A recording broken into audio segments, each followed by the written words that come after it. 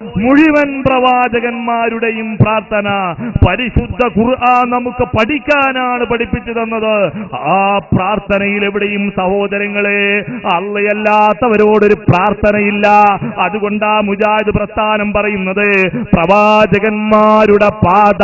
നമ്മുടെ വിശ്വാസ കാര്യത്തിൽ റബ്ബ് നമ്മോട് പറയുന്നത് എന്റെ റബ്ബ് നിങ്ങളെ വില വെക്കണമെങ്കിൽ നിങ്ങളുടെ ദ്വാ ഉണ്ടായിരിക്കണം.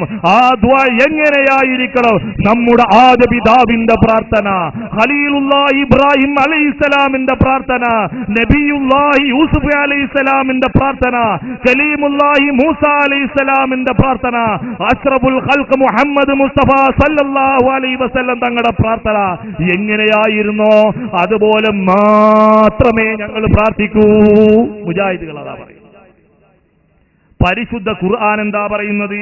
ഉലൈകല്ലദീന ഹദല്ലാഹ്. നിരവധി അനവധി പ്രവാചകന്മാരുടെ പേരുകൾ പരിശുദ്ധ ഖുർആനിൽ അല്ലാഹു തആല എണ്ണി എണ്ണി എണ്ണി പറഞ്ഞിട്ട് റബ്ബ് പറയുകയാണ് ഉലൈകല്ലദീന ഹദല്ലാഹ്. ഈ ആളുകൾ, ഈ പ്രവാചകന്മാരാരാണെന്നോ അല്ലാഹു അവരെ ഹിദായത്തിലാക്കിയിരിക്കുന്നു. അവരുടെ പാതയെ നിങ്ങൾ പിന്തുടരണം. ഈ പ്രവാചകന്മാരുടെ പാത നിങ്ങൾ പിൻപറ്റണം എന്ന് ഖുർആൻ പറയുമ്പോ എന്റെ ജ്യേഷ്ഠ സഹോദരങ്ങളെ, എന്റെ അനുജന്മാരെ ഞാൻ പറയട്ടെ, അള്ളാഹുവിനോട് പ്രാർത്ഥിക്കുമ്പോ നമ്മെ വിലവെക്കാൻ നമ്മുടെ റബ്ബിനോട് പ്രാർത്ഥിക്കുമ്പോ അബൂന അബുൽ ബശർ ആദം അലൈഹിസ്സലാം തൊട്ട് നമ്മുടെ കരളിന്റെ കഷ്ടമായ നമ്മൾ നമ്മുടെ ജീവനേക്കാൾ പരിഗണിക്കുന്ന അഷ്റഫുൽ ഖൽഖ് മുഹമ്മദ് മുസ്തഫ സല്ലല്ലാഹു അലൈഹി വസല്ലം തരങ്ങൾ വരെയുള്ള മുഴുവൻ പ്രവാചകന്മാരും പ്രാർത്ഥിച്ചതുപോലെ മാത്രമേ ഞങ്ങൾ പ്രാർത്ഥിക്കൂ എന്നേ മുജാഹിദുകൾ പറയുന്നുള്ളൂ. അപ്പോൾ പിന്നെ നമ്മൾ കേൾക്കാറുള്ള എന്താ? ഇലാഹാണെന്ന് കരുതിയാലേ ശിർക്കാവുള്ളൂ. സഹോദരങ്ങളെ, റബ്ബ് തആല അവന്റെ ഖുർആനിൽ പറയുന്നില്ലേ, അമ്മൻ യുജീബുൽ മുൽതറ ഇദാ ദഅഹു വയക്സിബു സുവ വയജഅലുകും ഖുലഫാഅൽ അർദി അഇലാഹും മഅല്ലാഹ്. റബ്ബ് തആല പറയുകയാണ്, അമ്മൻ യുജീബുൽ മുൽതറ ഇദാ ദഅഹു. ഒരാൾ ഗത്യന്തരമില്ലാത്ത സന്ദർഭത്തിൽ ദുആ ചെയ്താൽ അവൻ ഉത്തരം ചെയ്യുന്ന അല്ലാഹു ആണോ, അതല്ല അല്ലാഹുവിന് പുറമെ നിങ്ങൾ വിളിച്ചു പ്രാർത്ഥിക്കുന്നവരാണോ ഏറ്റവും ഖൈറായവർ? വയക്സിഫു സൂഅ, അവൻ നിങ്ങളുടെ പ്രയാസങ്ങൾ ഒഴിവാക്കി തരുന്നു. വയജഅലുകും ഖുലഫാഅൽ അർദ്, ഭൂമിയിലെ ആധിപത്യം നിങ്ങൾക്ക് അവൻ നൽകുന്നു. ഈ റബ്ബിന് പുറമെ നിങ്ങൾ മറ്റുള്ളവരോട് പ്രാർത്ഥിക്കുന്ന അവരാണോ അള്ളയാണോ ഖൈർ? അഇലാഹും മഅല്ലാഹ്, അല്ലാഹുവിനോട് കൂടെ മറ്റുള്ളവരെ വിളിച്ച് പ്രാർത്ഥിക്കുന്നവരെ അല്ലാഹുവിനോട് കൂടെ വേറെ ഇലാഹോ? നോക്കൂ നിങ്ങൾ, റബ്ബ് പറയുന്നത് ഗത്യന്തരമില്ലാത്ത സന്ദർഭം എന്ന് പറഞ്ഞാൽ ദുആ എന്ന് പറഞ്ഞാൽ ഇബാദത്ത് എടുക്കലാണ്. അത് ഇബാദത്താണ് ദുആയാണ് ശിർക്ക് എന്നാണ് നമ്മൾ കേൾക്കാറുള്ളത് പലരുടെയും വിശദീകരണങ്ങൾ. നമ്മളത് അംഗീകരിക്കുന്നു. ഇന്ത്യ രാജ്യമാണ്, ആർക്കും എന്തും പറയാൻ പറ്റുന്ന രാജ്യമാണിത്. പക്ഷേ നമുക്ക് പറയാനുള്ളത്, പടച്ച തമ്പുരാന്റെ ഖുർആനിൽ റബ്ബ് പറഞ്ഞത് അമ്മൻ യുജീബുൽ മുൽതറ, മുൽതറിന് ഉത്തരം ചെയ്യുന്നവൻ. മുൽതർ എന്ന് പറഞ്ഞാൽ എന്താ അർത്ഥം? കുടുങ്ങിയവൻ. തെങ്ങിന്റെ മുകളിൽ കയറി കൊരലിൽ ചെന്നിട്ട് തളപ്പറ്റിങ്ങോട്ട് വീഴുന്ന സന്ദർഭത്തിൽ ആ കുടുങ്ങിയവൻ എന്ന് പറയാ. അല്ലെങ്കിൽ താമരശ്ശേരി ചുരത്തിന്റെ ഏറ്റവും ടോപ്പിലെത്തി വണ്ടി ടയർ പഞ്ചറായി കീപ്പോട്ട് പതിക്കുമ്പോ ആ സന്ദർഭത്തിൽ ആ ഗത്യന്തരമില്ലാത്തവെന്ന് പറയുക. ആ സമയത്തുണ്ട് അവന്റെ കൽബിന്റെ ഉള്ളിന്റെ ഉള്ളിൽ നിന്നൊരു നിലവിളി, റബ്ബേ എന്റെ മക്കൾ അനാഥരാവാതിരിക്കാൻ, യതീമുകളാവാതിരിക്കാൻ, എന്റെ ഭാര്യ വിധവയാവാതിരിക്കാൻ, എന്റെ മാതാപിതാക്കൾ നിരാലംബരാവാതിരിക്കാൻ റബ്ബേ എന്ന് പറഞ്ഞിട്ടുള്ള ഒരു നിലവിളി ഉണ്ട് ആ സന്ദർഭത്തിൽ. ആ സന്ദർഭമാണ് ഗത്യന്തരമില്ലാത്ത സന്ദർഭം. അപ്പോൾ അല്ലാഹു പറയുന്നു, ആ സന്ദർഭത്തിൽ അർഹരായ ആളുകൾ ആരാണോ അവർക്കുത്തരം ചെയ്യുന്നവനാണ് യഥാർത്ഥ ഇലാഹ്. ആ സമയത്ത് സഹോദരങ്ങളെ ആരെങ്കിലും ഇബാദത്ത് എടുക്കാൻ പോകും? തെങ്ങിന്റെ മുകളിൽ നിന്ന് തളപ്പറ്റ് വീഴുന്ന സമയത്തുള്ള ദുആ ഇബാദത്തിന്റെ ദുആ. ആ സമയത്ത് തെങ്ങിന്റെ മുകളിൽ നിന്ന് തളപ്പറ്റിന് ചാടുമ്പോ കിണ്ടിയും വെള്ളോട് തൊള്ളുണ്ടാക്കി നിസ്കരിക്കാൻ പോവുകയായിരിക്കും ചെയ്യുക. ചുരത്തിന്റെ മുകളിൽ നിന്ന് തകർന്നു വീഴുന്ന സമയത്ത് ഇബാദത്ത് എടുക്കാൻ പോവുക. ആ സമയത്ത് റബ്ബേ എന്ന് പറഞ്ഞാണ് അവൻ വിളിക്കേണ്ടത്. അതിന് ബദൽ വേറെ ആരെങ്കിലും വിളിക്കുന്നു എങ്കിൽ റബ്ബ് പറയുന്നു ഇലാഹും അല്ലാഹുവിനോടുകൂടെ വേറെ ഇലാഹോ. ഉത്തരം ചെയ്യാൻ അർഹതപ്പെട്ടവൻ ആരാ? അൽ മുൽത്തർ എന്ന് പറഞ്ഞാൽ ഉത്തരം ചെയ്യാൻ അർഹതപ്പെട്ടവൻ. ഈ ലാമ് ജിൻസിന്റെ അലിഫിലാമ, ഇസ്തിഗ്റാഖിന്റെ അലിഫിലാമല്ല. കിതാബോധ്യ മൂലന്മാർക്ക് തിരിയും. ഈ വിഷയം ഇബ്നു ജരീർ തബരിയുടെ തഫ്സീർ, ഇബ്നു കസീറിന്റെ തഫ്സീർ, അബൂ സഊദിന്റെ തഫ്സീർ, ഖുർത്തുബിയുടെ തഫ്സീർ, ബൈളാവിയുടെ തഫ്സീർ, അതുപോലെ സമഖ്ശരിയുടെ കശ്ശാഫ്, അതുപോലെയുള്ള തഫ്സീറുകളൊക്കെ നോക്കിയാൽ ഇത് വളരെ കൃത്യമായിട്ട് മനസ്സിലാവും. അപ്പൊ ഞാൻ പറയുന്നത്, അള്ളയല്ലാത്തവരോട് പ്രാർത്ഥിക്കുമ്പോൾ ഇലാഹാണെന്ന് കരുതിയാലേ ശിർക്കാവുള്ളൂ എന്ന് പറയുന്നത് ശരിയല്ല. അള്ളാഹുവിനോട് ഗത്യന്തരമില്ലാത്ത സന്ദർഭത്തിൽ എവിടുന്ന് വിളിച്ചാലും എപ്പ വിളിച്ചാലും എന്തും ചെയ്യാൻ, ഉത്തരം ചെയ്യാനും കേൾക്കാനും കഴിയുന്നവൻ അള്ളാഹ് മാത്രമേ ഉള്ളൂ എന്ന് റബ്ബ് പറയുക. അതല്ല അള്ളാഹുവിന് പുറമെ വേറെ ആളുകൾക്ക് കഴിയും, അവർക്ക് കഴിവ് കൊടുത്തിട്ടുണ്ട് എന്ന ധാരണ നിങ്ങൾക്ക് ഉണ്ടെങ്കിൽ അത് തെറ്റാണ്. അത് അള്ളാഹുവിന് പുറമെ ഇലാഹാക്കലാണ്. ഇലാഹും അല്ലാഹ്, അള്ളാഹിനോടുകൂടെ വേറെ ഇലാഹോ. ഇലാഹാണെന്ന് കരുതണമെന്നില്ല. ഇപ്പൊ ദാത്തു അൻവാത്തിന്റെ കഥ, ഒരു വൃക്ഷം മുശ്രിക്കുകൾ അവർക്ക് ബർക്കത്തെടുക്കാൻ വേണ്ടി ഒരു വൃക്ഷം വേണമെന്നും, അവർക്ക് അങ്ങനെ ഒരു വൃക്ഷം ഉണ്ടായിരുന്നു ദാത്തു അൻവാത്ത്. സഹാബത്ത് വെച്ച് നബി ഞങ്ങൾക്കും വേണം അതുപോലൊരു മരം, ബർക്കത്തെടുക്കാൻ വേണ്ടി വാള് തൂക്കിട. എന്നാ നബി ഒരു മരം കാണിച്ചെന്നാണ്, അപ്പൊ അതുകൊണ്ട് ഞങ്ങൾ ഇതിപ്പോ തൂക്കിട, എന്നാ ഞങ്ങൾ യുദ്ധത്തിൽ ജയിക്കും, അതുപോലെ ഒരു മരം വേണം. റസൂൽ എന്താ പറയുന്നത്? അതഖൂലൂന കമാ ഖാല ഖൗമു മൂസാ ലി മൂസാ ഇജ്അൽനാ ആലിഹതം കമാലുഹും ആലിഹാ. ഓ ജനങ്ങളെ, നിങ്ങൾ മൂസാ നബിയുടെ ജനത മൂസാ നബിയോട് ചോദിച്ചതുപോലെ ഇജ്അൽനാ ആലിഹതൻ, ഞങ്ങൾക്ക് ഇലാഹ് വേണമെന്ന് അവർ പറഞ്ഞു. അതുപോലെ നിങ്ങൾ ചോദിക്കാനോ? സഹാബത്തിന് പറഞ്ഞുകൂടായിരുന്നോ? നബി ഞങ്ങൾ ഇലാഹാണെന്നൊന്നും കരുതുന്നില്ല, വെറുതെ ബർക്കത്തെടുക്കാൻ വേണ്ടി എന്ന് പറഞ്ഞുകൂടായിരുന്നു? അവർ പറഞ്ഞില്ല സുഹൃത്തുക്കളെ. അപ്പൊ ഞാൻ പറഞ്ഞു വരുന്നത്, ഇലാഹാണെന്ന് കരുതാതെ അള്ളാഹുവിന് കൊടുക്കേണ്ടുന്ന പ്രാർത്ഥന അള്ളയല്ലാത്തവരോട് കൊടുത്താൽ അമ്മയുജീബുൽ മുൽത്തറ ഇദാ ദാഹു യക്തിഫു സൂഅ വയജാലുകും ഖുലഫാഅൽ അർദ് ഇലാഹും അല്ലാഹ്, അള്ളാഹിനോടുകൂടെ ഇലാഹാക്കലാണ് കൂട്ടരെ എന്ന് കൃത്യമായി തഫ്സീറുകളിൽ തബരിയിൽ, ഖുർതുബിയിൽ, ഇബ്നു കസീറിൽ, അബൂ സഊദിൽ, കശ്ശാഫിൽ, അതുപോലെ നിരവധി അനവധി തഫ്സീറുകൾ നമുക്ക് നോക്കിയാൽ കാണാൻ കഴിയും. അപ്പൊ പിന്നെ എന്തിനും കഴിയും മഹാന്മാർക്ക് അള്ളാഹു കഴിവ് കൊടുത്തിട്ട് അതിനൊരു കണക്കും കഴിയൂല എന്നാണ്. പടച്ച തമ്പുരാന്റെ ഖുർആനിൽ റബ്ബ്. ഇതൊക്കെ നമ്മൾ ന്യായം പറയേണ്ട കാര്യമൊന്നുമില്ല. ഈ നേരത്തെ പറഞ്ഞ അമ്പിയാക്കന്മാർക്കൊന്നും ഇത് തിരിഞ്ഞില്ലേ? ഈ അമ്പിയാക്കന്മാർ ചെയ്തതുപോലെ പ്രാർത്ഥിച്ചാൽ മതി, ഒരു പരിക്കും പറ്റൂല. ഇനി നോക്കൂ നിങ്ങൾ, എന്നാ ഖുർആനിന്റെ തീരുമാനം എന്താ? എല്ലാ ആളുകൾക്കും എന്തും ചെയ്യാനുള്ള കഴിവ് അള്ളാഹ് കൊടുത്തിട്ടുണ്ട് എന്നാണോ? അതല്ലെങ്കിൽ ഏതെങ്കിലും ഒരു മഹാന് എന്തും എപ്പോഴും അവൻ ഉദ്ദേശിക്കും പോലെ ചെയ്യാൻ കഴിയും എന്നുള്ള ഒരു കഴിവ് ഏതെങ്കിലും മഹാന്മാർക്ക് അള്ളാഹ് കൊടുത്തിട്ടുണ്ടോ? ആ ധാരണ ആരുടെ ധാരണയാ? ഖുർആൻ പറയുന്നു, മുഹമ്മദ് നബി മക്കയിൽ ദഅവത്തുമായിട്ട് വരികയാണ്.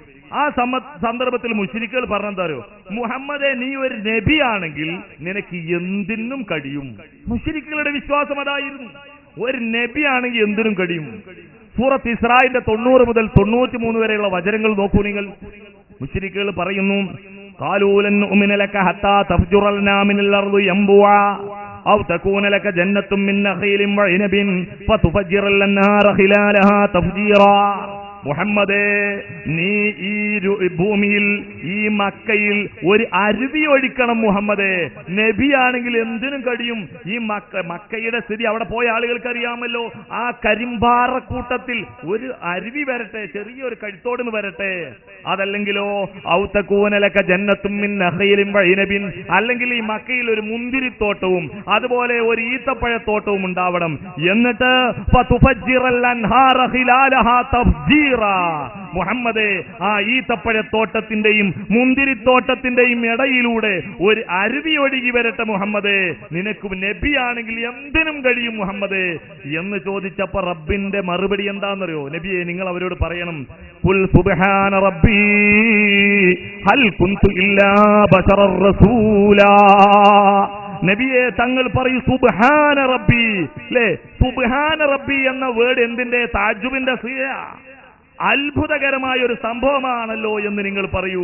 ഹൽ കുന്തു ഇല്ലാ ബശറർ റസൂല, ഞാനൊരു മനുഷ്യനായ പ്രവാചകനല്ലാതെ മറ്റാരുമല്ലല്ലോ എന്ന് പറയൂ നബിയെ. ഈ ആയത്ത് വിശദീകരിക്കുന്ന ഇബ്നു ജരീർ തബരി തന്റെ തഫ്സീറിൽ പറയുന്നത് എന്താ അറിയോ?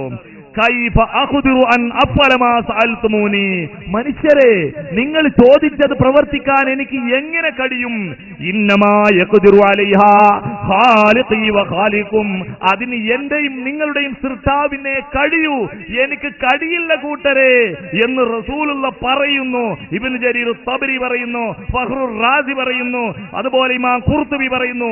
ഇവരൊക്കെ ഈ രൂപത്തിൽ പറയുന്നു. എന്താ പറയുന്നത്? അള്ളാഹുവിന് മാത്രമാണ് കൈ, എനിക്ക് കഴിയില്ല എന്ന് റസൂലുള്ള പറയാ. അപ്പൊ പറയല്ല, കഴിയും.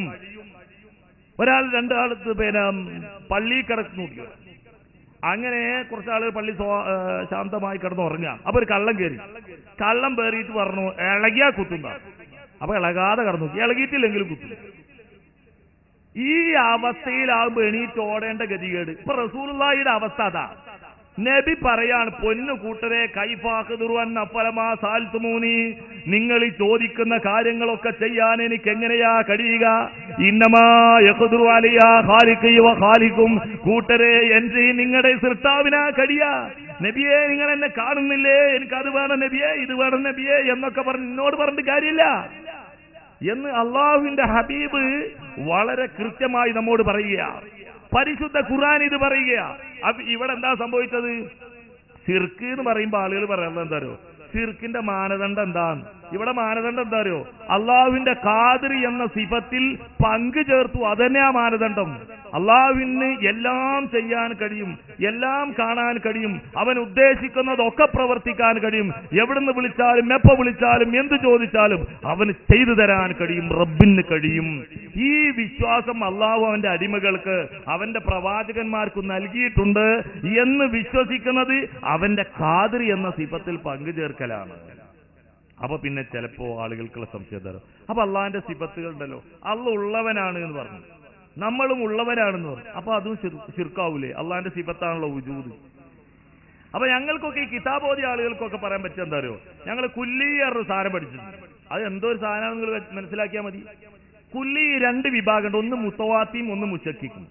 കുല്ലി മുത്തവാത്തിയിൽ പെട്ടതാണ് അള്ളാന്റെ വുജൂദ്, മുശക്കിക്കിൽ പെട്ടതാണ് മനുഷ്യന്മാരുടെ വുജൂദ്. മനുഷ്യനുണ്ട് എന്ന് പറഞ്ഞാൽ കുല്ലി മുശക്കിക്കിൽ പെടും, അള്ള ഉണ്ട് എന്ന് പറയുമ്പോൾ ആ കുല്ലി മുത്തവാത്തി പെടും. അത് ഞങ്ങൾക്ക് മൗലന്മാരുടെ ഒരു ഭാഷയാണ്, നിങ്ങൾക്ക് ചിലപ്പോൾ തിരിഞ്ഞോളുന്നില്ല. അപ്പൊ പെട്ടെന്ന് അള്ളാഹു ഉണ്ട് എന്ന് പറഞ്ഞ് ഞാനും ഉണ്ട് എന്ന് പറഞ്ഞാൽ ശിർക്കാകോ സിഫത്ത് പങ്കുചേർക്കലാവോ എന്ന് ചോദിച്ചാൽ ഞങ്ങൾക്ക് മൗലന്മാർക്ക് പെട്ടെന്ന് അതിന് പടപടവനെ മറുപടി പറയാൻ പറ്റും. ഇത് കുല്ലി മുത്തവാത്തിയാണ്, അത് കുല്ലി മുശക്കിക്കാണ്, തീർന്നില്ലേ എന്ന് വെച്ചാൽ മൗലർക്ക് പെട്ടെന്ന് തീരും. പക്ഷെ മുജാഹിദികളെ സംബന്ധിച്ചിടത്തോളം അവർക്ക് എന്താ പറയേണ്ടത്? അങ്ങനെയല്ല, അള്ള ഉണ്ട് എന്ന് പറഞ്ഞു, മനുഷ്യനും ഉണ്ട് എന്ന് പറഞ്ഞാൽ അവിടെ സിഫത്തിൽ പങ്കുചേർക്കലാവൂല.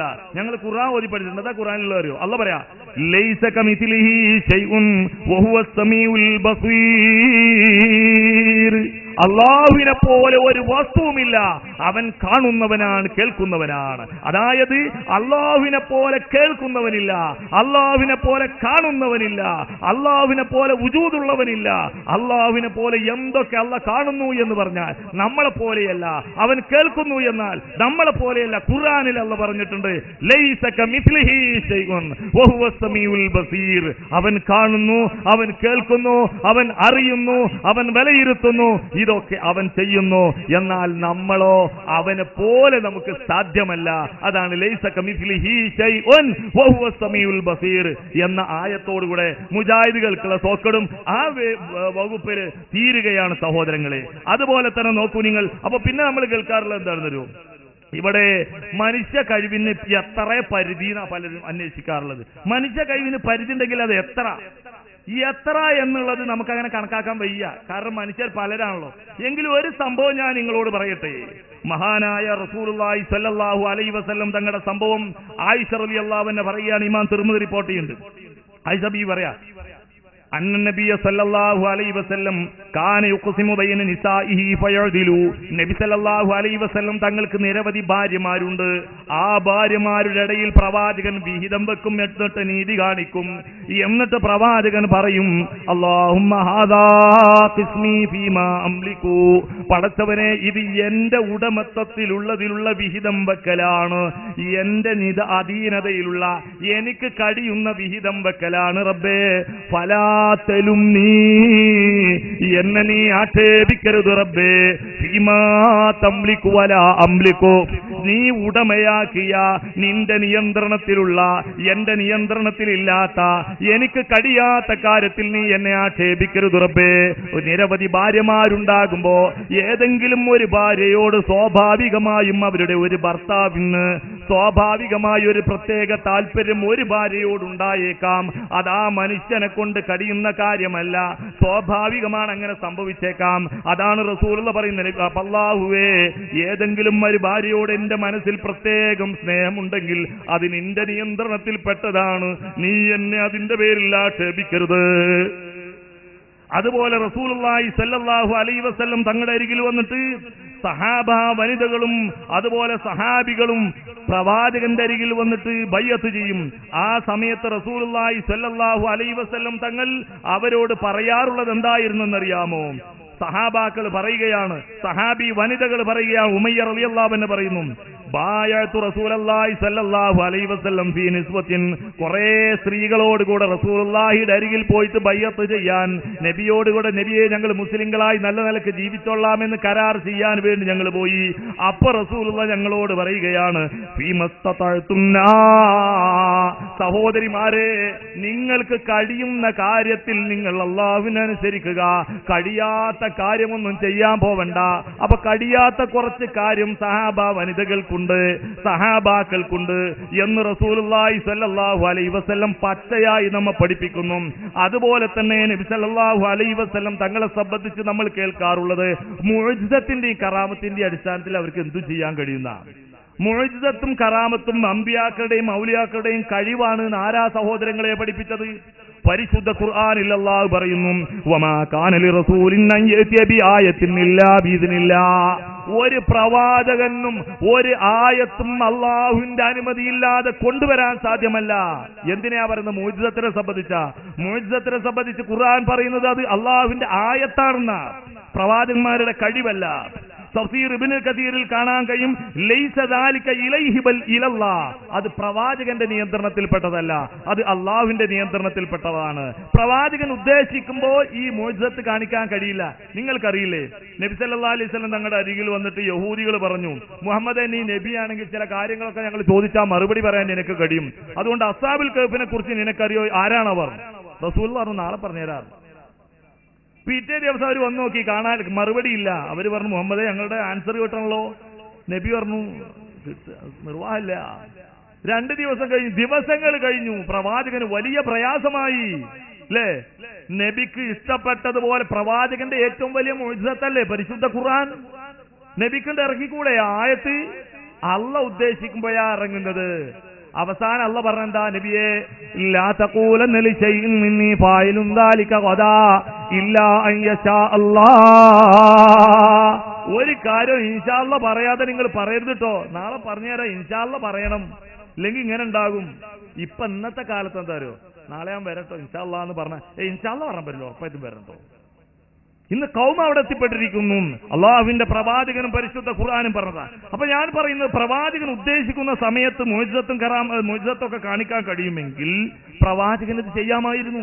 അതുപോലെ തന്റെ സഹാബാക്കൾ 70 ഖാരിഈങ്ങൾ ഖുർആൻ 30 ജുസ് മനപ്പാടാക്കി 70 സഹാബാക്കളെ, പിന്നെ രഅല് ഗോത്രവും ദക്വാൻ ഗോത്രവും ഉസയ്യ ഗോത്രവും ബനീ ലഹിയാൻ ഗോത്രവും റസൂലുള്ളാഹിന്റെ അരികിൽ വന്നിട്ട് പറയുമോ, നബിയെ, ഞങ്ങൾക്ക് ഖുർആൻ പഠിപ്പിച്ചു തരാൻ കുറച്ച് ആളുകൾ വേണം. റസൂലുള്ള 70 പേര് ഖുർആൻ 30 ജുസ് ഹിഫ്ളുള്ള, ഖുർആൻ ഹിഫ്ളുള്ള 70 ആളെ റസൂലുള്ള വിട്ടുകൊടുത്തു. പകുതി വൈക്കത്ത് എത്തിയപ്പോ ഇവരെ അവർ കൊന്നു കളഞ്ഞു. സഹോദരങ്ങളെ, കുപ്പിയകത്തുള്ള വസ്തുവിനെ പോലെ കാമാഞ്ഞ നിങ്ങളുടെ കൽഭാഗമെന്നോവർ, ശൈഖ് ജീലാനിയെ കുറിച്ച് നമ്മൾ കേൾക്കാറില്ലേ? എന്നാൽ അള്ളാഹുവിന്റെ ഹബീബിന് ഈ കഴിവുണ്ടായില്ല എന്നാണ്. തന്റെ 70ഓളം ഖാരികളെ കൊലക്കത്തിക്ക് മുമ്പിലേക്ക് പ്രവാചകന് എറിഞ്ഞു കൊടുത്തു എന്ന് പറയാൻ പറ്റുമോ സഹോദരങ്ങളെ? ഇല്ല. അപ്പോൾ അതൊക്കെ അള്ളാഹു ഉദ്ദേശിക്കുന്ന സന്ദർഭത്തിൽ പ്രവാചകന്മാർക്ക് അള്ളാഹു സുബ്ഹാനഹു വ തആല അറിയിച്ചു കൊടുക്കും. അപ്പോൾ ഇവിടെ നമ്മൾ മനസ്സിലാക്കേണ്ടത്, നമ്മളുടെ പ്രാർത്ഥനകൾ അള്ളാഹുവിനെ മനസ്സിലാക്കി അള്ളാഹുവിനോട് നടത്തുക. അള്ളാഹു അല്ലാത്തവരോടുള്ള പ്രാർത്ഥനകളെ സംബന്ധിച്ച് പണ്ഡിത ലോകം പറയുന്നത് നോക്കൂ നിങ്ങൾ. മഹാനായ ഇബ്നു നജീമുൽ മസ്രി അദ്ദേഹത്തിന്റെ അൽ ബഹ്റുർ റായിഖിൽ പറയുന്നത്, അല്ലദീന യദഊനൽ അംബിയാ വൽ ഔലിയാ, അംബിയാക്കളോടും ഔലിയാക്കളോടും ദുആ ചെയ്യുന്ന ആളുകൾ ഇൻദൽ ഹവാഇജി വൽ മസാഇബി, പ്രയാസഘട്ടങ്ങളിൽ അംബിയാ ഔലിയാക്കളോട് ദുആ ചെയ്യുന്ന ആളുകൾ ഫിഅതികാദി അന്ന അർവാഹും ഹാദിറത്തും, അവരുടെ അർവാഹികൾ ഹാദിറാകുമെന്ന് വിശ്വസിച്ചുകൊണ്ട് അവരോട് പ്രാർത്ഥിക്കുന്നവർ തസ്മഉൻ നിദാ വ തഅലമുൽ ഹവായിജ, അവരുടെ വിളി അവർ കേൾക്കും, അവരുടെ ആവശ്യങ്ങൾ അവരറിയും എന്ന് വിശ്വസിച്ചുകൊണ്ട് അംബിയാക്കളോടും ഔലിയാക്കളോടും പ്രാർത്ഥിച്ചാൽ വദാലിക ശിർകുൻ കബീർ, വളരെ മോശമായ ശിർക്കാണത്. വജഹ്ലുൻ സരീ, വളരെ വ്യക്തമായ വിവരക്കേടാണത് എന്ന് സഹോദരങ്ങളെ ഇതുപോലെ നിരവധി പണ്ഡിതന്മാർ തഫ്സീർ റൂഹുൽ മആനിയിൽ നമുക്ക് കാണാൻ കഴിയും. അതുപോലെ തന്നെ മഹാനായ ഷാ വലിയുള്ളാഹിയുടെ പ്രഖ്യാപനങ്ങളിൽ കാണാൻ കഴിയും. അതുപോലെ നിരവധി ഗ്രന്ഥങ്ങളിൽ ഈ രൂപത്തിലുള്ള പ്രഖ്യാപനങ്ങൾ. ശൈഖ് അബ്ദുൽ ഖാദിർ ജീലാനി ചോദിക്കുകയാണ്, ഓ സഹോദരങ്ങളെ, നിങ്ങൾ കൈഫ തഖൂലു ലാ ഇലാഹ ഇല്ലല്ലാഹ്, എങ്ങനെയാണ് ഈ ലാ ഇലാഹ ഇല്ലല്ലാഹ് പറയുന്നത്? വഫീ ഖൽബിക കം ഇലാഹ്, നിന്റെ ഹൃദയത്തിൽ എത്ര ഇലാഹുകളാ? കുല്ലു ശൈഇൻ തഅതമിദു അലൈഹി വ തസീഖു ബിഹി ദൂനല്ലാഹു വസനമുക, അല്ലാഹുവിന്റെ പുറമെ നീ ആരോടൊക്കെ നിന്റെ ആവശ്യങ്ങൾ ആരുടെ മുമ്പിൽ അർപ്പിക്കുന്നു, ആരിലേക്കെല്ലാം നീ അഭയം തേടുന്നു, അവരൊക്കെ നിന്റെ മനസ്സിലെ ബിംബങ്ങളാണ്. എന്നിട്ട് അദ്ദേഹം പറഞ്ഞു തന്റെ ഫതൂർ റബ്ബാനിയിൽ, ഇജ്അൽ ഖൽബക മസ്ജിദാ, നിന്റെ ഹൃദയം നീ പള്ളിയാക്കണം. ലാ തദൂ മഅല്ലാഹി അഹദാ, അല്ലാഹുവിനോട് കൂടെ നീ മറ്റാരോടും പ്രാർത്ഥിക്കാൻ പാടില്ല. കമാ ഖാല അസ്സ വജല്ല, റബ്ബ് അവന്റെ ഖുർആനിൽ പറഞ്ഞതുപോലെ വ അന്നൽ മസാജിദ ലില്ലാഹ് ഫലാ തദൂ മഅല്ലാഹി അഹദാ, പള്ളികൾ അല്ലാഹുവിന്റെ ഭവനങ്ങളാണ്, അല്ലാഹുവിനോട് കൂടെ നിങ്ങൾ മറ്റാരോടും പ്രാർത്ഥിക്കാൻ പാടില്ല എന്ന് ശൈഖ് അബ്ദുൽ ഖാദിർ ജീലാനി റഹ്മഹുല്ലാഹ് അദ്ദേഹത്തിന്റെ ഗ്രന്ഥത്തിൽ ഫതുഹുർ റബ്ബാനിയിൽ വളരെ വ്യക്തമായി പഠിപ്പിക്കുന്നു. ഞാൻ പറയട്ടെ, ഇത്രയും പറഞ്ഞതിൽ നിന്ന് വിശ്വാസപരമായ കാര്യങ്ങളിൽ ഇമാം അശ്ശരി പറഞ്ഞത്, മുഹിയദ്ദീൻ ശൈഖ് പറഞ്ഞത്, അതുപോലെ ഇബ്നുൽ ഖുദാമ പറഞ്ഞത്, നിരവധി അനവധി ഡസൻ കണക്കിന് പണ്ഡിതന്മാരെ ഞാൻ ഉദ്ധരിച്ചു പറഞ്ഞു. ഈ മഹാരഥന്മാരൊക്കെ പറഞ്ഞതല്ലാതെ അതിനപ്പുറം ഒന്നും സഹോദരങ്ങളെ മുജാഹിദുകൾ പറഞ്ഞിട്ടില്ല. അതുപോലെ നിങ്ങൾ ആലോചിച്ചു നോക്കൂ, മുജാഹിദുകളെ സംബന്ധിച്ചുള്ള പരാതി ഇവർക്ക് ഔലിയാക്കളില്ല എന്നാണ്. ഖുർആൻ എന്താ പറഞ്ഞത് ഔലിയാക്കളെ സംബന്ധിച്ച്? ഔലിയ എന്ന് പറഞ്ഞാൽ ആർക്കാണ് ഔലിയനെ തീരുമാനിക്കാൻ കഴിയുക? ഇമാം അശ്ശരിയുടെ ഗ്രന്ഥം നമ്മൾ പരിശോധിച്ചാൽ നമുക്ക് കാണാൻ കഴിയും. ഇമാം അശ്ശരി ഔലിയാക്കൾ ഇന്ന ആളാണെന്ന് തീരുമാനിക്കാൻ നമുക്ക് അധികാരമുണ്ട് എന്ന് പറഞ്ഞിട്ടില്ല. ഇമാം അശ്ശരി റഹ്മത്തുള്ളാഹി വളരെ കൃത്യമായി അദ്ദേഹത്തിന്റെ റിസാലയുടെ 88-ാം പേജിൽ അദ്ദേഹം പറയുന്നത് എന്താ അറിയോ? ഒരാളെയും സംബന്ധിച്ച് അവൻ സ്വർഗത്തിലാണ് അല്ലെങ്കിൽ അവൻ നരകത്തിലാണ് എന്ന് തീർത്തും ഒരാളെ കുറിച്ചും പറയാൻ സാധ്യമല്ല. ഇമാം അശ്ശരി പറയുന്നു, വഅജ്മഉ അലാ അന്നഹു ലാ യഖ്തഉ അലാ അഹദിൻ മിൻ അഹ്ലി ത്വാഅതി ബിൽ ജന്നah, സൽക്കർമ്മം ചെയ്യുന്ന ഒരാളെ സംബന്ധിച്ചും അവൻ സ്വർഗത്തിലാണെന്ന് പറയാൻ പാടില്ല. എന്നാ പിന്നെ മുഹിയദ്ദീൻ ശൈഖിനെ സംബന്ധിച്ച്, എന്റെ മുരീദാരും നരകത്തിലില്ലെന്ന് നരകത്തെ കാക്കും മാലക്ക് പറഞ്ഞോവർ, മുഹിയദ്ദീൻ ശൈഖ് അത് പറഞ്ഞിട്ടില്ല, എങ്കിലും അദ്ദേഹത്തെ സംബന്ധിച്ച് അങ്ങനെ പറയുന്നു. ഇങ്ങനെ പറഞ്ഞാൽ ഇമാം അശ്ശരിയുടെ ത്വരീഖത്തിന് ഘടകവിരുദ്ധമായ പ്രഖ്യാപനമല്ല ഇത്. സഹോദരങ്ങളെ, മുജാഹിദുകളെ തെറ്റാണെന്ന് പറയുന്നത് അവരുടെ സ്വന്തം വകയല്ല, പ്രമാണബദ്ധിതമാണ്. എന്നിട്ട് ഇമാം അശ്ശരി പറയുന്നു, അല്ലാഹുവിന്റെ പ്രവാചകൻ പറഞ്ഞിട്ടുണ്ട്, ഖാലൻ നബിയു സല്ലല്ലാഹു അലൈഹി വസല്ലം ലാ തൻസിലു അഹദൻ മിൻ അഹ്ലിൽ ഖിബ്ലതി ജന്നതൻ വലാ നാറാ, ആരെയും നിങ്ങൾ സ്വർഗ്ഗക്കാരനാണ് അല്ലെങ്കിൽ നരകക്കാരനാണെന്ന് തീർത്ത് പറഞ്ഞു പോവരുത്. അല്ലാഹുവിന്റെ റസൂൽ അത് വിലക്കിയിട്ടുണ്ട്. പിന്നെ എങ്ങനെയാണ് ഒരാൾ മരണപ്പെട്ടാൽ ഇവൻ ഔലിയാണ്, ഇവനോട് നമുക്ക് എന്തും ചോദിക്കാം, അത് ശിർക്കാണ് നമ്മൾ നേരത്തെ പറഞ്ഞു, ഇവൻ സ്വർഗത്തിലാണ് എന്ന് ഉറപ്പിക്കൽ അശ്ശരി ത്വരീഖത്തിന് എതിരാണ് എന്ന് ഇമാം അശ്ശരി പറയുന്നു.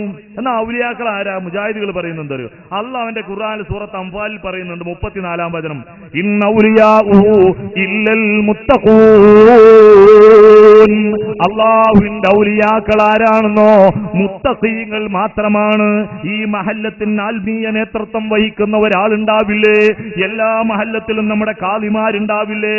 അവർ കൂടുതലും മറ്റുള്ളവരെക്കാൾ ഇബാദത്തെടുക്കുന്നവരായിരിക്കും. കാരണം ജനങ്ങളെ ഉപദേശിക്കുന്നവരല്ലേ.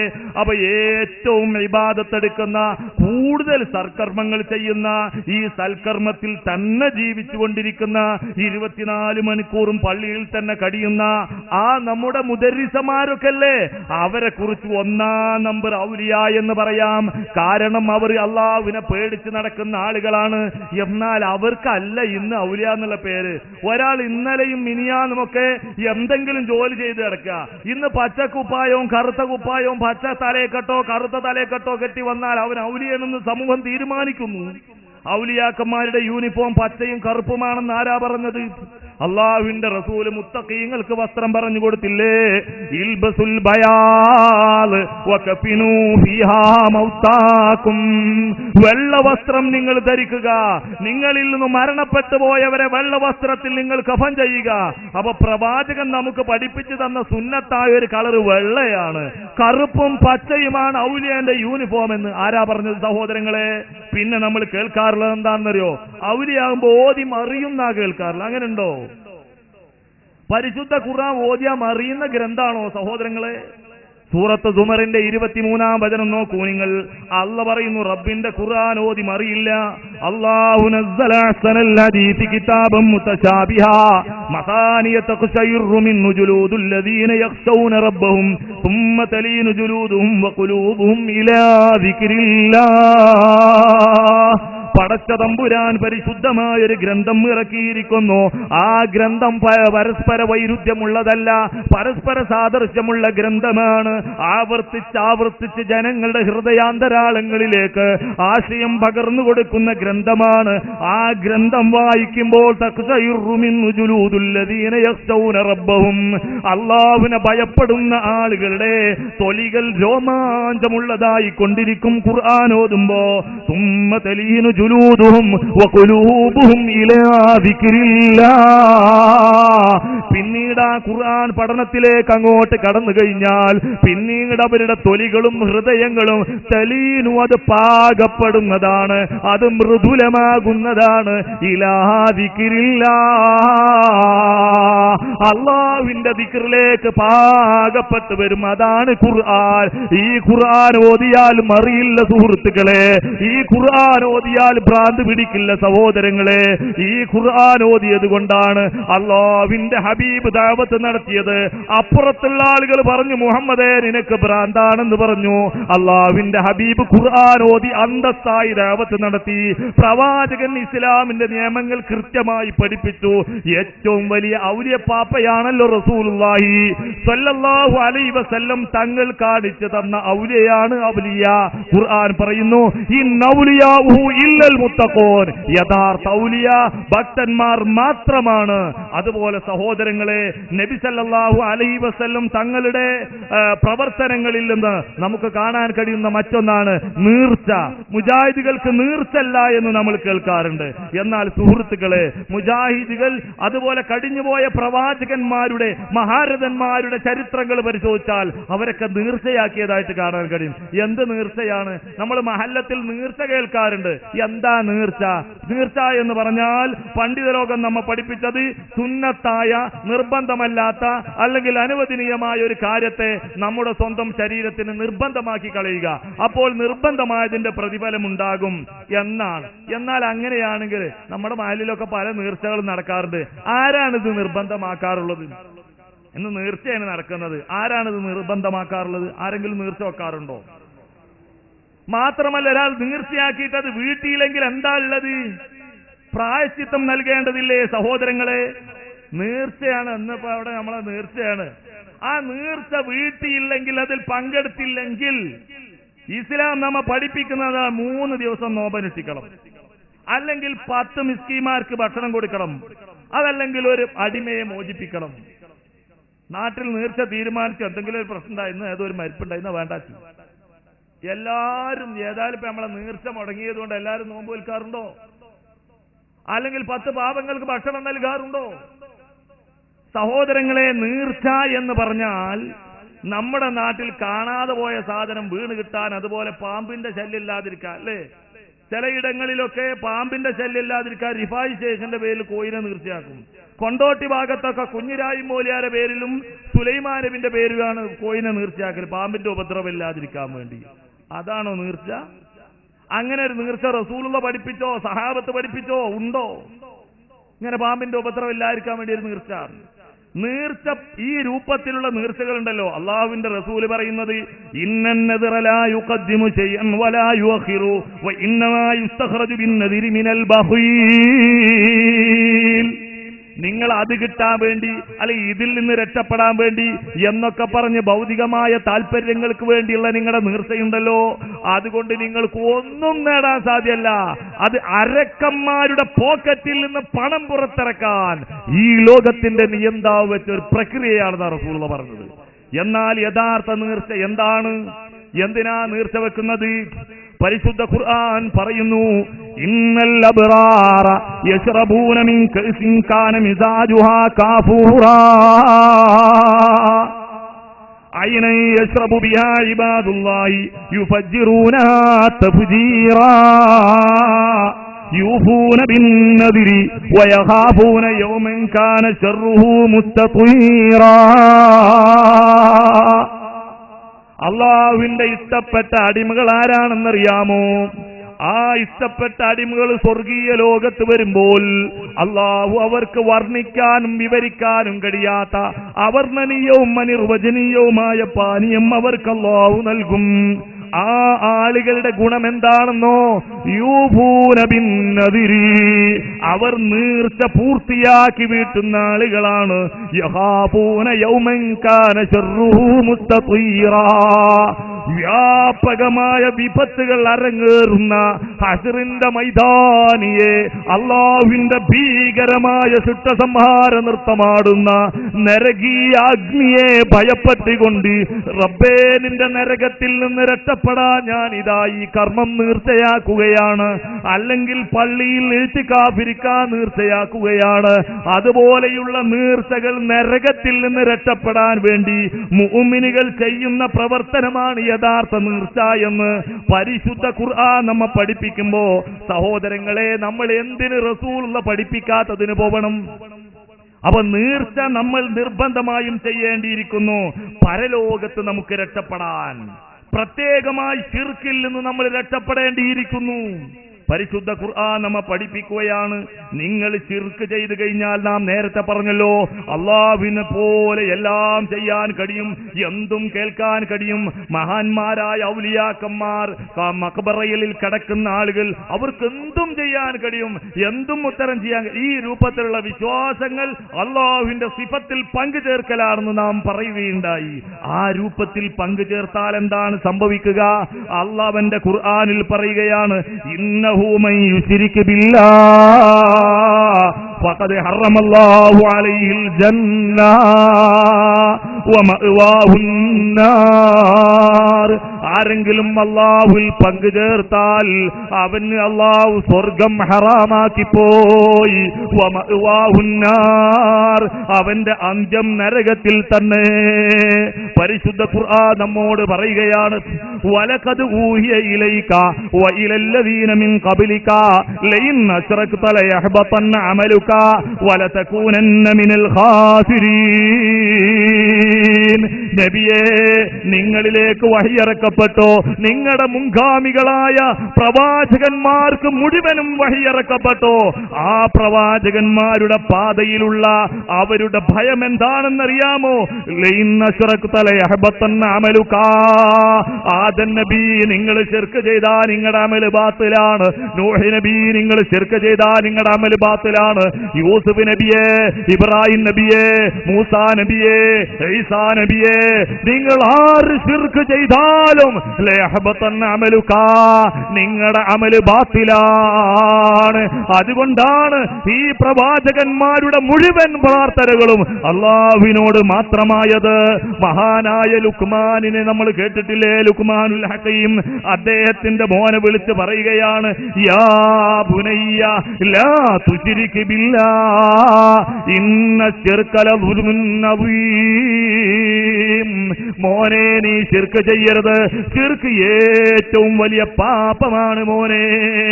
അതുകൊണ്ട് സഹോദരങ്ങളെ, നാളെ പരലോകത്ത് റബ്ബിന്റെ കോടതിയിൽ നമ്മൾ വരുമ്പോ, അവിടെ വിചാരണ നടക്കുമ്പോ നമ്മളൊക്കെ ചെയ്യുന്നത് പ്രവാചകന്മാരുടെ പാതക്ക് അനുഗുണമാണോ, പൗരാണികരായ പണ്ഡിതന്മാരുടെ മാതൃകയുള്ളതാണോ?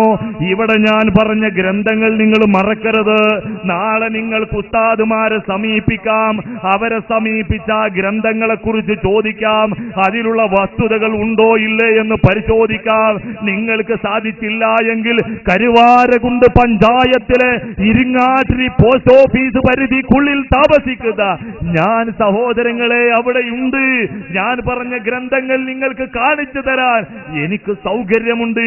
ഇവിടുത്തെ സംഘാടകരുമായി നിങ്ങളുടെ സൗകര്യം പോലെ നിങ്ങൾ ബന്ധപ്പെടുക. ഇനി വിദേശത്തേക്ക് ഞാൻ പോയാൽ നിങ്ങൾക്ക് ഓൺലൈനിലൂടെ അതുപോലെ പല മാർഗത്തിലൂടെയും ഞാനുമായി സംവദിക്കാൻ അവസരമുണ്ടാകും.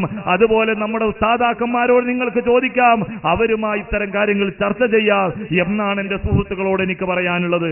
അതുപോലെ ഒരൊറ്റ കാര്യം ഞാൻ പറയട്ടെ. ഈയിടെയായി ഞാൻ കേൾക്കുകയുണ്ടായി, ഞാൻ ഒരിക്കൽ പുത്തനങ്ങാടിയിൽ ഒരു പ്രഭാഷണത്തിന് വന്നപ്പോ ഇവിടെയുള്ള ശുഹദാക്കന്മാരുടെ ജാറത്തിങ്ങ പോയിട്ട് അവരോട് ബർക്കത്തെടുത്തിട്ട് അവരോട് പ്രത്യേകമായി പ്രാർത്ഥിച്ചിട്ടാണ് ഞാൻ പണ്ഡിത സംഗമത്തിൽ പങ്കെടുത്തത് എന്ന് കേൾക്കുകയുണ്ടായി. ഇല്ല സഹോദരങ്ങളെ, അങ്ങനെ ഒരു സംഭവം ഉണ്ടായിട്ടില്ല. അങ്ങനെ ഒരു സംഭവം ഉണ്ടായിട്ടില്ല.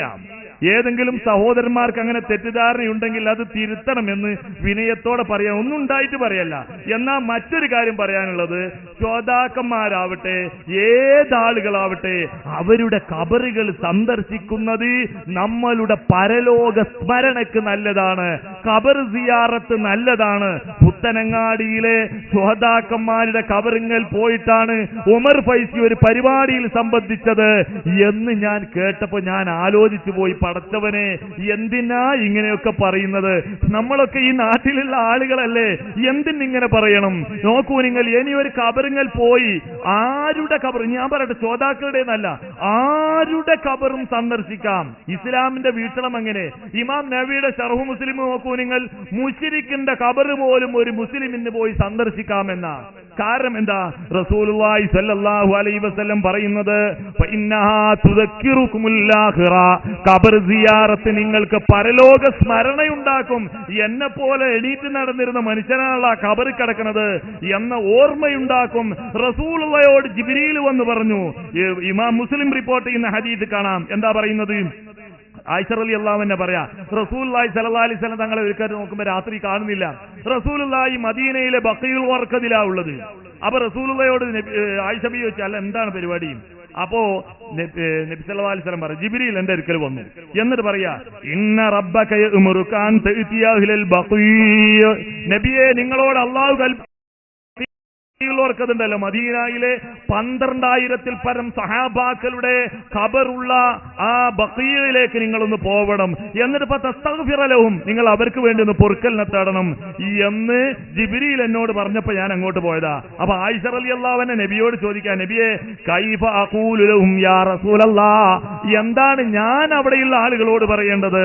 ആയിഷ റളിയല്ലാഹു അൻഹയോട് റസൂൽ പറയുകയാണ്, ഖൂലി അസ്സലാമു അലാ അഹ്ലിദ് ദിയാരി മിനൽ മുഅ്മിനീൻ والمسلمين ويرحم الله المستقدمين منا والمستأخرين وإنا إن شاء الله بكم للاحقون എന്ന് പറഞ്ഞു എന്ന് റസൂൽ പറഞ്ഞു കൊടുക്കുന്നു. അപ്പൊ ഖബർ സിയാറത്ത് പുണ്യമുള്ളതാണ്, പരലോകത്തെ കുറിച്ച് നമുക്ക് ഓർക്കാൻ പറ്റുന്നതാണ്. വിശ്വാസികളുടെ ഖബറാണെങ്കിൽ അവർക്ക് വേണ്ടി നമ്മൾ പ്രാർത്ഥിക്കേണ്ടതാണ് എന്ന് റസൂലുള്ളാഹി സ്വല്ലല്ലാഹു അലൈഹി വസല്ലം തങ്ങൾ പറഞ്ഞു. അപ്പൊ ഏതായിരുന്നാലും ഈ ഒരൊറ്റ കാര്യം ഞാൻ ഉണർത്താൻ നിർബന്ധിതനായത് എന്തുകൊണ്ടാണെന്ന് ചോദിച്ചാൽ, അങ്ങനെ ഒരു വർത്തമാനത്തിന്റെ ആവശ്യമൊന്നുമില്ല. കിതാബോധി പഠിച്ച ആളുകൾക്ക് കിതാബുകൾ പരിശോധിച്ചാൽ ഒരുപാട് സത്യങ്ങൾ മനസ്സിലാക്കാൻ കഴിയും. എന്തായിരുന്നാലും എന്റെ സഹോദരങ്ങളെ, നമ്മളെല്ലാം ജേഷ്ഠാനിയന്മാരാണ്. നമ്മൾ മരണപ്പെട്ടു പോവേണ്ട ആളുകളാണ്, റബ്ബിന്റെ കോടതിയിൽ വരേണ്ടവരാണ്. നമ്മൾ പറയുന്ന, ഞാൻ ഇവിടെ പറയുന്ന ഓരോ വാക്കുകളും ഇവിടെ രേഖപ്പെടുത്തപ്പെടുകയാണ്. റബ്ബിന്റെ കോടതിയിൽ ഞാൻ ഇന്നിവിടെ സംസാരിച്ച സംസാരം മുഴുവനും അവിടെ ഞാൻ വായിക്കണം. റബ്ബ് എന്നോട് ചോദിക്കും, ഇഖ്റഇ കിതാബക കഫാ ബിനഫ്സിക അൽയൗമ അലൈക ഹസീബ എന്ന് പറയുമ്പോൾ ഞാൻ അവിടെ വായിക്കേണ്ടി വരും. പ്രാസംഗികന്മാർ മുഴുവനും അത് പറയേണ്ടി വരും എന്ന ബോധത്തോടെ തന്നെയാണ് ഞാൻ പറയുന്നത്. ഇത് കേൾക്കുന്ന എന്റെ സഹോദരന്മാരോട് എനിക്ക് പറയാനുള്ളത്, നാളെ ഹശ്റിന്റെ മൈതാനിയിൽ ഒരു രംഗമുണ്ട്. ആ സന്ദർഭം എന്താണെന്നറിയാമോ?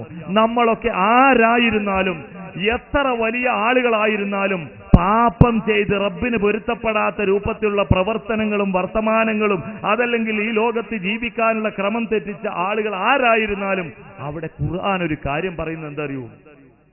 യൗമയഅല്ലുല്ലാലിമു അലാ യദൈഹി, അക്രമികളായ ആളുകൾ അവരുടെ രണ്ട് കൈയും കടിച്ച് കരയും പരലോകത്ത്.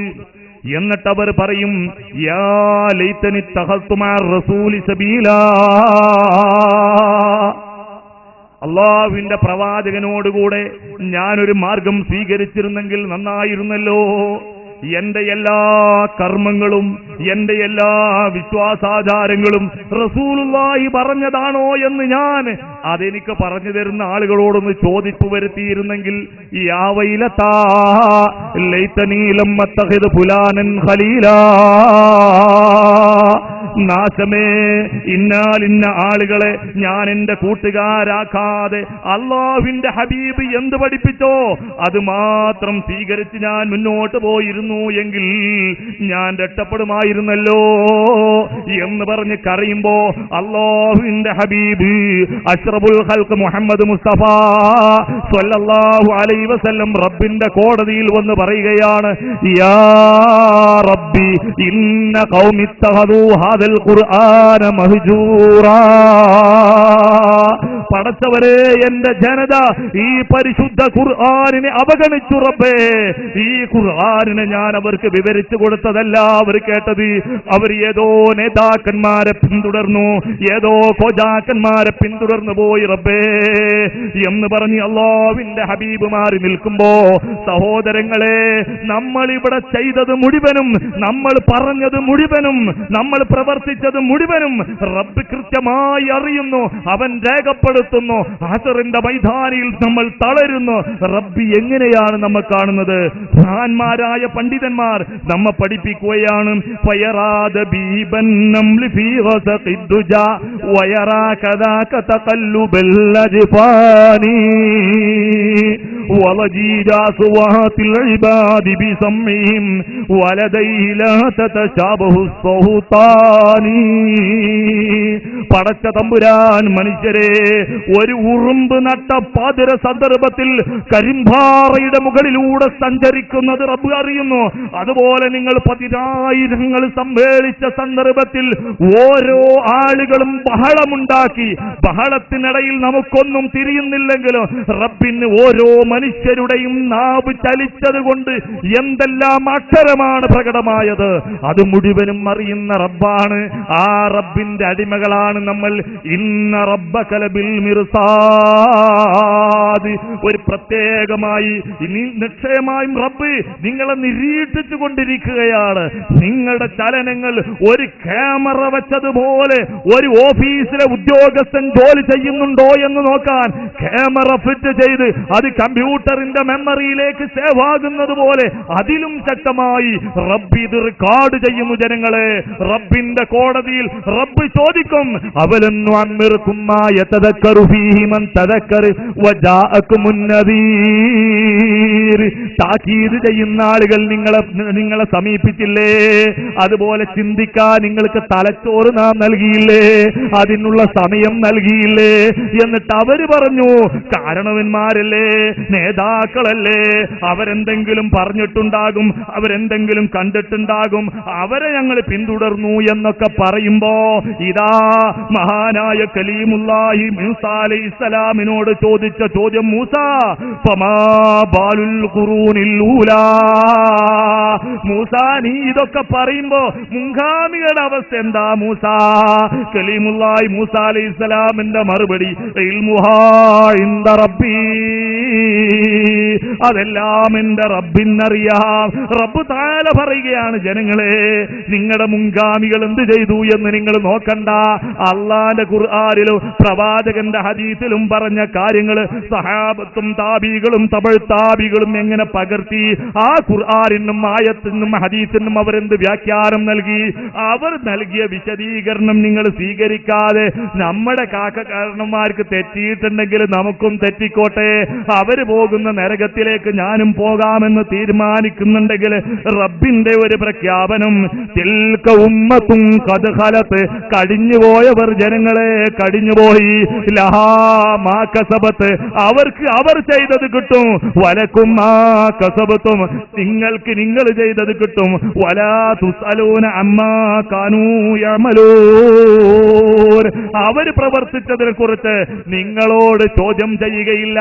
നിങ്ങൾ പ്രവർത്തിക്കുന്നതിനെ അള്ളാഹ് ചോദ്യം ചെയ്യും. ഒന്നുമില്ല സഹോദരങ്ങളെ, നമ്മൾ ചെയ്യുന്ന കർമ്മങ്ങളും നമ്മൾ വെച്ച് പുലർത്തുന്ന വിശ്വാസാചാരങ്ങളും അള്ളാന്റെ റസൂല് പഠിപ്പിച്ചതാണോ എന്നൊന്ന് ഉറപ്പുവരുത്തിയാൽ മതി. മിനിമം അശ്ശരീമ പഠിപ്പിച്ച അഖീദയാണോ ത്വരീഖത്താണോ ഈ പറയുന്നത് എന്നതിന് ഉസ്താദെ ഒരു 2 വരി ഇമാം അശ്ശരി പറഞ്ഞതിന്റെ മലയാളം ഒന്ന് തരൂ എന്നെങ്കിലും പറഞ്ഞ് നിങ്ങളുടെ വിശ്വാസം രക്ഷപ്പെടുത്താൻ. നാളെ റബ്ബിന്റെ കോടതിയിൽ മീസാനിന്റെ അടുക്കൽ ചെല്ലുമ്പോ എങ്ങനെയാടാ നീ എന്നിൽ വിശ്വസിച്ചെന്ന് അള്ളാഹ് ചോദിക്കുമ്പോ അശ്ശരി ത്വരീഖത്ത് പ്രകാരം വിശ്വസിച്ചു, അതെന്താ പറയൂ. ആ സന്ദർഭത്തിൽ പടച്ചോനെ ഞാൻ ഉസ്താദിനെ വിളിച്ചുകൊണ്ടിട്ടെ, മൂപ്പർക്കറിയാം എനിക്കറിയില്ല എന്ന് പറയാൻ സഹോദരങ്ങളെ നിർവാഹമില്ല. റബ്ബ് അവിടെ പറയുക, ഈ കിതാബക്, നീ തന്നെ വായിക്കണം, കഫാ ബിനഫ്സിക യൗമ അലൈക ഹിസാബ, എല്ലാം നീ തന്നെ പറയണം, ആരോടും ചോദിക്കാനുള്ള സമയം ഇവിടെയില്ല എന്ന് റബ്ബ് പറയുന്ന സന്ദർഭത്തിൽ മാലിഹാദൽ കിതാബ്, ഈ ഗ്രന്ഥത്തിന് എന്ത് സംഭവിച്ചു പോയി, ലാ യുഗാദിറു സഗീറതൻ വലാ കബീറതൻ ഇല്ലാ അഹ്സാഹാ, എല്ലാം ഇതിൽ രേഖപ്പെടുത്തിയല്ലോ എന്ന് പറഞ്ഞ് നിലവിളിക്കുന്നു. ഇതിൽ ഖുലൂബുൽ ലദൽ ഹനാജിരി ഖാലിമീൻ, ഭയപ്പെട്ടിട്ട് കരള് പൊങ്ങിയിട്ട് തൊണ്ടയിലെത്തിയിട്ടുണ്ടാകും. നഊദു ബില്ലാഹ്.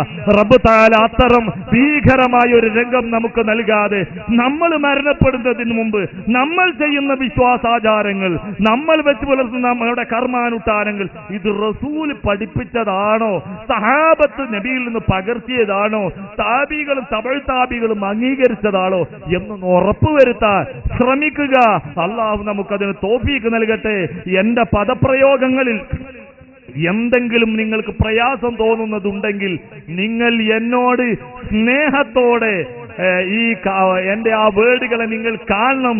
ഞാനത് ഉപയോഗിക്കുന്നത് ഒരു കിണറ്റിലേക്ക് ഒരാൾ വീഴാൻ പോകുമ്പോ അദ്ദേഹത്തെ തടുക്കുന്ന ഭാഷയിൽ ആ ഉദ്ദേശത്തോടെ മാത്രമാണ് സഹോദരങ്ങളെ. എന്റെ ഭാഷയിൽ തെറ്റ് പറ്റിയിട്ടുണ്ടെങ്കിൽ ഇവിടെയുള്ള അബ്ദുസമദ് സാഹിബുണ്ട്, അതുപോലെ പലരുമുണ്ട്, അവരുമായി നിങ്ങൾക്ക് സംവദിക്കാം. എന്റെ ഫോൺ നമ്പർ അവരിൽ നിന്ന് നിങ്ങൾക്ക് കിട്ടും. എന്നിട്ട് എന്റെ തെറ്റുകൾ നിങ്ങൾ അവരോട് പറഞ്ഞു കൊടുക്കണം. എന്റെ പരലോകത്തെക്കുറിച്ച് നിങ്ങളെക്കുറിച്ച് എനിക്കുള്ളതുപോലെ നിങ്ങൾക്കും എന്നെക്കുറിച്ച് ഭയമുണ്ടാവണം. ഞാൻ നരകത്തിൽ വീഴുന്നതിന്റെ കാര്യത്തിൽ നിങ്ങൾക്കും സങ്കടമുണ്ടാവണം. നമ്മൾ ഒരു ഉമ്മയുടെയും ഒരു ഉപ്പയുടെയും മക്കളാണ്. ആ സ്നേഹത്തോടുകൂടെ റബ്ബിന്റെ കോടതിയിൽ വന്ന് ജന്നാത്തുൽ ഫിർദൗസിൽ ഒരുമിച്ച് കൂടാൻ റബ്ബ് നമുക്ക് ഏവർക്കും തൗഫീഖ് നൽകുമാറാവട്ടെ. നമ്മിൽ നിന്ന് മരണപ്പെട്ടു പോയ ആളുകളുടെ ഖബറുകളെ അല്ലാഹു സ്വർഗീയ പൂങ്കാവനമാക്കുമാറാവട്ടെ. ദീർഘായുസ്സോടെയും ആഫിയത്തോടെയും ദീനിന് സേവനം ചെയ്യാനുള്ള സൗഭാഗ്യം അല്ലാഹു നമുക്ക് ഏവർക്കും പ്രദാനം ചെയ്യുമാറാവട്ടെ. ഇത്രയും നേരം ഈ സമയം നമ്മൾ ചെലവഴിച്ചതിന് അല്ലാഹു നമുക്ക് പരലോകത്ത് അർഹമായ പ്രതിഫലം നൽകുമാറാവട്ടെ. നമുക്ക് ഈ ദീനീ ദഅവത്തിന് വേണ്ടി ഒരുപാട് സഹകരണങ്ങൾ നമുക്ക് ചെയ്തു തന്ന, നമ്മെ സഹായിച്ച പലരും അവർക്ക് അല്ലാഹു എല്ലാവിധ ഖൈറും പ്രദാനം ചെയ്യുമാറാവട്ടെ. അവസാനം ഈമാനോടുകൂടെ മരിക്കാൻ നമുക്കും നമ്മുടെ ഭാര്യമാർക്കും നമ്മുടെ മക്കൾക്കും നമ്മുടെ മാതാപിതാക്കൾക്കും നമ്മുടെ കൂട്ടുകുടുംബാദികൾക്കും നമ്മോട് പ്രാർത്ഥന കൊണ്ട് വസിയ്യത്ത് ചെയ്ത എല്ലാവർക്കും റബ്ബ് തആല തൗഫീഖ് നൽകുമാറാവട്ടെ. നമ്മുടെ സഹോദരന്മാർ രോഗികളായി കിടക്കുന്നവർക്ക് അല്ലാഹു ആയുരാരോഗ്യം പ്രദാനം ചെയ്യുമാറാവട്ടെ. നമ്മിൽ നിന്ന് മരണപ്പെട്ടു പോയ ആളുകൾ അവരുടെ ഖബറുകളിൽ ശിക്ഷിക്കപ്പെടുന്നുണ്ടെങ്കിൽ അല്ലാഹു അവരുടെ ശിക്ഷകളെ ഉയർത്തി അവർക്ക് അല്ലാഹു എല്ലാ സ്വർഗീയ അനുഭൂതികളും പ്രദാനം ചെയ്യുമാറാവട്ടെ. റബ്ബനാ ആതിനാ ഫിദ്ദുനിയാ ഹസന വഫിൽ ആഖിറതി ഹസനതൻ വഖിനാ അദാബന്നാർ. റബ്ബനാ തഖബ്ബൽ മിന്നാ ദുആഅനാ ഇന്നക അൻതസ് സമീഉൽ അലീം. വആഖിറു ദഅവാനാ അൽഹംദുലില്ലാഹി റബ്ബിൽ ആലമീൻ. അസ്സലാമു അലൈക്കും വറഹ്മത്തുള്ളാഹി വബറകാതുഹു.